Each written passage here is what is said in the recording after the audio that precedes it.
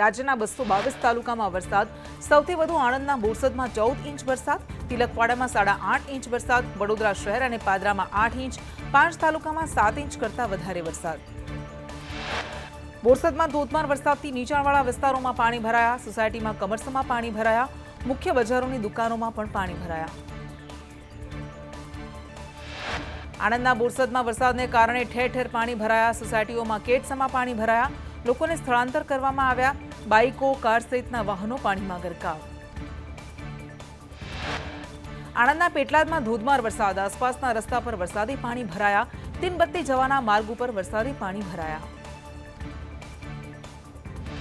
બોરસદના one તળાવમાં 70 મકાનોમાં પાણી ઘૂસ્યા, એસડીઆરએફની ટીમ દ્વારા ફસાયેલા લોકોનું રેસ્ક્યુ કરાયું. બોરસદમાં પામોલ રોડ ઉપર સોસાયટીઓમાં પાણી ભરાયા, 100 જેટલા મકાનોમાં પાણી ઘૂસ્યા, સ્થાનિકને ટ્રેક્ટરમાં બેસાડીને રેસ્ક્યુ કરાયું. બોરસદના અનેક વિસ્તારો જળમગ્ન, ફતેપુરા વિસ્તારમાં જળબંબાકાર, કેડસમાં પાણી ભરાયા, લોકોના ઘરોમાં વરસાદી પાણી ફરી વળ્યા. ભરૂચમાં ઠેર ઠેર વરસાદી પાણી ભરાયા, કતોપોર બજારમાં પાણીનો ધસમસતો પ્રવાહ, બજારમાં પાણી ભરાતા જાણે કે નદીઓ વહેતી થઈ. ભરૂચ જિલ્લો જળમગ્ન, અંકલેશ્વરની આમલા ખાડી ઓવરફ્લો થતા ઘોડા તણાતા નજરે પડ્યા, હાઈવેથી અંકલેશ્વર શહેરને જોડતો રસ્તો પણ બંધ. ઝઘડિયા પંથકમાં ધોધમાર વરસાદ, ભારે વરસાદને કારણે ઝઘડિયાની શાળા કોલેજીસમાં રજા જાહેર કરાઈ. ભરૂચ ઝઘડિયામાં વરસાદને લઈને રાજપારડી રોડ પરના વાહન વ્યવહારને અસર, સિમોદરા ગામે રોડ પર પાણી ફરી વળ્યા, ભૂંડવા ખાડીના પાણી રોડ પર ફરી વળ્યા. ઝઘડિયાના જૂનાપુરા ગામે ભૂંડવા ખાડીના પાણી ફરી વળ્યા, ભૂંડવા ખાડીના પાણી જૂનાપુરા ગામનું મહાદેવ મંદિર પાણીમાં ગરકાવ. ભરૂચના ઝઘડિયામાંથી દિલધડક રેસ્ક્યુ, ખર્ચી ગામ પાસેથી ફસાયેલા બાઇક ચાલકનું રેસ્ક્યુ, યુવકની બાઇક ધસમસતા પાણીમાં તણાઈ હતી. ભરૂચના આમોદમાં ધોધમાર વરસાદથી ઠેર ઠેર પાણી ભરાયા, મુખ્ય બજારમાં પણ વરસાદી પાણી ભરાયા. ભરૂચમાં ઇન્દિરાનગર સ્લમ વિસ્તાર પાણીમાં ગરકાવ, ભારે વરસાદથી ઘરો પાણીમાં ડૂબ્યા, પાણી ફરી વળતા ઘરવખરીને મોટું નુકસાન. જંબુસરની શક્તિનગર સોસાયટીમાં પાણી ભરાતા સ્થાનિકોમાં રોષ, પેટ્રોલ પંપના માલિકે જૂની કાસ પૂરતા હાલાકીનો સ્થાનિકોનો આરોપ, જંબુસર નાયબ કલેક્ટર સહિતના અધિકારીઓ દોડી આવ્યા. ભરૂચના નેત્રંગનો ધોલી ડેમ 30% ભરાયો, ભારે વરસાદથી બલદેવા ચેકડેમ ઓવરફ્લો, નીચાણવાળા વિસ્તારના લોકોને સાવચેત રહેવા સૂચના. અંકલેશ્વરના સંજયનગરમાં ફસાયેલી મહિલાનું રેસ્ક્યુ, ફાયર વિભાગની પ્રશંસનીય કામગીરી, મહિલાને ખભા પર ઊંચકીને રેસ્ક્યુ કરાયું. ભરૂચના ઝઘડિયામાં રાજપારડીના અનેક વિસ્તારોમાં ભરાયા પાણી, વૃંદાવન સોસાયટીમાં ફસાયેલા 4 લોકોનું રેસ્ક્યુ કરાયું. વડોદરાના શહેરી અને ગ્રામ્ય વિસ્તારોમાં ધોધમાર વરસાદ, વડોદરાના ગોરવામાં ઘૂંટણસમાં પાણી ભરાતા ટ્રાફિક જામના દ્રશ્યો સર્જાયા. વડોદરાના વાઘોડિયામાં ધોધમાર વરસાદ, ખંધા, રવાલ, નિમેટા, સાકરિયા, રસુલાબાદ, રાહકોઈ સહિતના ગામડાઓમાં વરસાદ. વડોદરાના કરજણનગરમાં ધોધમાર વરસાદથી કોલિયાદ ગામે ઘૂંટણસમાં પાણી ભરાયા, પાણી ભરાતા વાહન વ્યવહાર બંધ થયો. વડોદરાના પાદરામાં જળબંબાકાર, ગુજરાત હાઉસિંગ બોર્ડના મકાનમાં પાણી ઘૂસ્યા, નવા એસટી ડેપોથી ફુલબાગ રોડ પાણી. વડોદરાના તાંદળજા જેપી 4 રસ્તા પાણી, રૂપપુરા માછીપીટ વિસ્તારમાં પાણી ભરાયા, નવા બજારમાં ઘૂંટણસમાં પાણી ભરાયા. વડોદરા શહેરમાં જળબંબાકાર, કારેલીબાગ મચ્છીપીટ વિસ્તાર પાણી, એલએનટી સર્કલ પાસે પાણી ભરાતા ટ્રાફિક જામ, વાહન ચાલકોને ભારે હાલાકી. વડોદરાના કરજણમાં હલદારવા ગામે નવી નગરી આદિવાસી વિસ્તારમાં પાણી, સ્કૂલ જવાના માર્ગે વરસાદી પાણી ભરાયા, ઘૂંટણસમાં પાણી ભરાતા વિદ્યાર્થીઓને હાલાકી, શાળામાં રજા જાહેર કરાઈ. વડોદરામાં જળબંબાકાર સ્થિતિ, ભારે વરસાદથી રેલવે સ્ટેશન અંડરપાસ પાણીમાં ગરકાવ થયો. વડોદરા શહેરના અનેક વિસ્તારોમાં પાણી ભરાયા, શહેરના વાઘોડિયા રોડ, આજવા રોડ, સયાજીગંજ, છાણી વિસ્તારમાં પાણી ભરાતા વાહન ચાલકોને હાલાકી. વડોદરાના શિનોરમાં ઠેર ઠેર પાણી ભરાયા, માલસરને જોડતા રોડ પર ઘૂંટણસમાં પાણી ભરાતા વાહન ચાલકોને ભારે હાલાકી.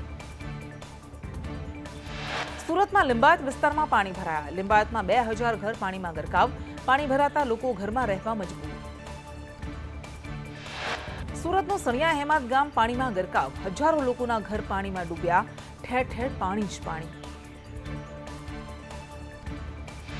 સુરત જિલ્લામાં ભારે વરસાદથી હાલાકી, સાફલ્ય સોસાયટીમાં ઘૂંટણસમાં પાણી ભરાયા, ખાડીના પાણી ઓવરફ્લો થતા ઘરોમાં ઘૂસ્યા, તંત્રની બેદરકારી સામે સ્થાનિકોમાં રોષ.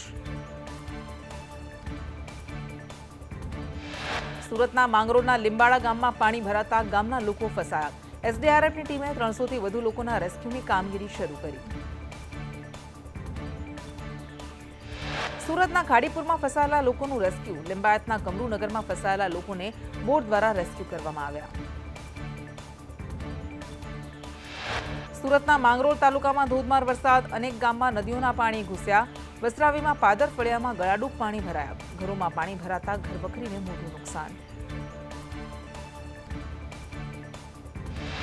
સુરતની મીઠી ખાડીમાં પૂરની સ્થિતિ, વરસાદે પાણી લોકોના ઘરોમાં ઘૂસતા સ્થાનિકોને હાલાકી.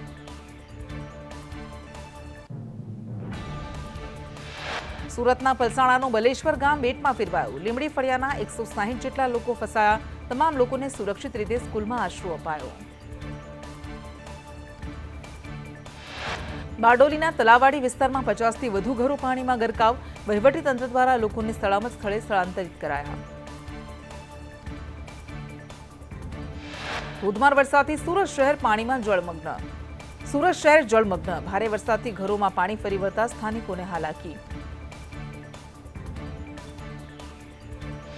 સુરતના ઉમરાપાડામાં ધોધમાર વરસાદ, ભારે વરસાદથી દેવઘાટ ધોધ 16 કળાએ ખીલી ઉઠ્યો. વરસાદને કારણે ધોધમાં નવા નીરની આવક થઈ. સુરતના માંગરોળ તાલુકામાં જળબંબાકાર. વાંકલ ગામની ભૂકી નદીના પાણી ગામમાં ફરી વળ્યા. પાણી ભરાતા એસડીઆરએફની ટીમ દ્વારા 22 લોકોને સ્થળાંતરિત કરાયા.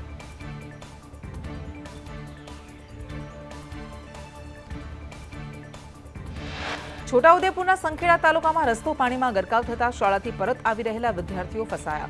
ફસાયેલા 12 વિદ્યાર્થીઓને સ્થાનિક આગેવાને જેસીબી દ્વારા રેસ્ક્યુ કર્યા. છોટાઉદેપુર સંખેડા તાલુકામાં ધોધમાર વરસાદને કારણે ઇન્દ્રાલ અને કોઠિયા ગામ વચ્ચેનો રસ્તો પાણીમાં ગરકાવ. રસ્તા પર પાણી ફરી વળતા રસ્તો અવરજવર માટે સંપૂર્ણ બંધ કરાયો. નસવાડીની મેણ નદીમાં પાણીની આવક. અશ્વિન અને મેણ નદી 2 કાંઠે વહેતી થઈ. નસવાડીમાં હરિપુરા વદેશિયા પાસે કોઝવે પાણીમાં ગરકાવ. 5 ગામને જોડતા રસ્તો બંધ થયો. 5 ગામને જોડતો રસ્તો બંધ, લોકોને ભારે હાલાકી.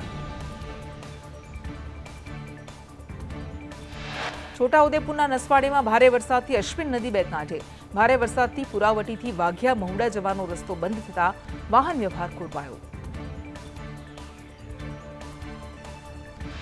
છોટાઉદેપુરના નસવાડીમાં એસબી સોલંકી વિદ્યા મંદિરમાં પાણી ભરાયા. શાળાના મેદાનમાં પાણી ભરાતા વિદ્યાર્થીઓને હાલાકી.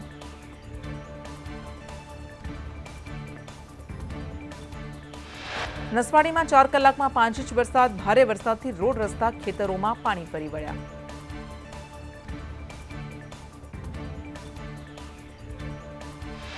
છોટાઉદેપુરના નસવાડીનું ચમેઠા તળાવ ઓવરફ્લો. નસવાડીમાં પાણી ભરાતા ચમેઠા કોઠિયા જવાનો રસ્તો બંધ થતા લોકોને હાલાકી.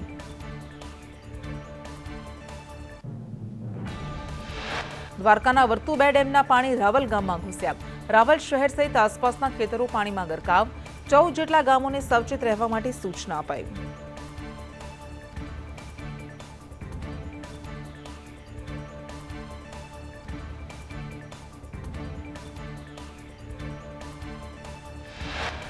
કલ્યાણપુરનું રાવલ ગામ બેટમાં ફેરવાયું. રાવલ ગામમાં તબાહીના આકાશી દ્રશ્યો. વરસાદે વિરામ લીધા બાદ પણ પાણી ઓસર્યા નથી.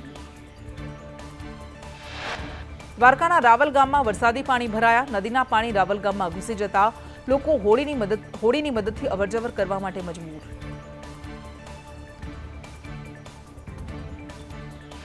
દ્વારકામાં ફસાયેલા 7 લોકોનું રેસ્ક્યુ. શાંબાઈ માતાજીના મંદિર પાસે લોકો ફસાયા હતા. 2 બાળકો અને 5 લોકોનો જીવ બચાવ્યો. દ્વારકાના વર્તુ 2 ડેમમાં પાણીની આવક થતા ડેમના 10 દરવાજા ખોલાયા. ડેમનું પાણી રાવલ ગામમાં ફરી વળતા ખેતરો પાણીમાં ગરકાવ થયા.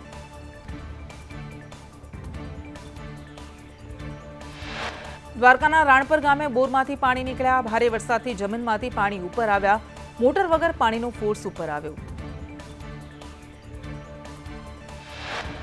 કલ્યાણપુર તાલુકાના ઓસાટા ગામે પાણી ભરાતા સ્કૂલ બસ ફસાઈ. બસ પાણીમાં ફસાઈ જતા જેસીબીની મદદથી વિદ્યાર્થીઓનું રેસ્ક્યુ કરાયું.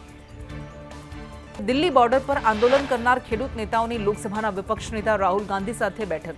સંસદમાં ખેડૂત નેતાઓને પ્રવેશ ન અપાતા હોબાળો મચ્યો, અંતે પ્રવેશ અપાયો. વિપક્ષ દ્વારા બજેટનો વિરોધ કરતા રાજ્યસભામાંથી વોકઆઉટ કરાયો. સંસદમાંથી વોકઆઉટ પહેલા વિપક્ષના નેતા મલ્લિકાર્જુન ખડગેએ કહ્યું, આ ખુરશી બચાવવા માટેનું બજેટ છે.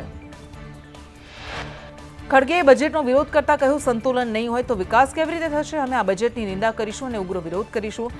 ઇન્ડિયા જોડાણના તમામ પક્ષો વિરોધ કરશે. બજેટના વિરોધમાં કોંગ્રેસ સહિત ઇન્ડિયા ગઠબંધનના વિપક્ષી દળોના સાંસદનું સંસદમાં પરિસરમાં વિરોધ પ્રદર્શન. સોનિયા ગાંધી અને મલ્લિકાર્જુન ખડગે પણ વિરોધ પ્રદર્શનમાં જોડાયા. વિપક્ષના બજેટ વિરોધ પર રાજ્યસભામાં નિર્મલા સીતારમણે જવાબ આપ્યો. કહ્યું, બજેટમાં દરેક રાજ્યનું નામ લેવાની તક નથી મળી. એનો મતલબ એ નથી કે કોઈ રાજ્યની અવગણના કરવામાં આવી હોય. નાણામંત્રીએ કહ્યું, કોંગ્રેસની આગેવાની હેઠળના વિપક્ષ દ્વારા જાણી જોઈને પ્રયાસ કરવામાં આવી રહ્યો છે, જેથી લોકોને એવું લાગે કે આપણા રાજ્યોને કંઈ નથી અપાયું. આ એક અપમાનજનક આરોપ છે. નાણાપ્રધાન સીતારમણે રજૂ કરેલા બજેટનો વિપક્ષ દ્વારા વિરોધ. હવે કોંગ્રેસ શાસિત 3 રાજ્યોના સીએમ 27મી આયોજિત નીતિ આયોગની બેઠકનો બહિષ્કાર કર્યો. જોકે આ બેઠકમાં મમતા બેનર્જી ભાગ લેશે. 4 રાજ્યના મુખ્ય પ્રધાનો નીતિ આયોગની બેઠકમાં ભાગ નહીં લે. તમિલનાડુના સીએમ સ્ટાલિન, તેલંગાણાના રેવંત રેડ્ડી, કર્ણાટકના સિદ્ધારમૈયા અને હિમાચલના સુખવિન્દરસિંહ સુક્ખુ નીતિ આયોગની બેઠકમાં ભાગ નહીં લે.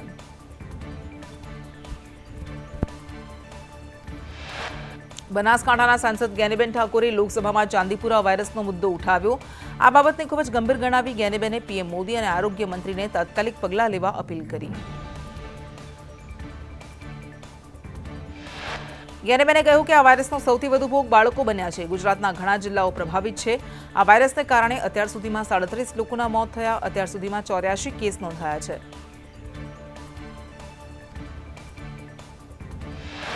જ્ઞાનીબેને ચાંદીપુરા વાયરસને ખૂબ જ ગંભીર ગણાવ્યો. સાથે જ આશંકા વ્યક્ત કરી કે ચાંદીપુરા વાયરસને જો કાબૂમાં નહીં લેવામાં આવે તો કોરોના જેવી સ્થિતિ સર્જાઈ શકે છે.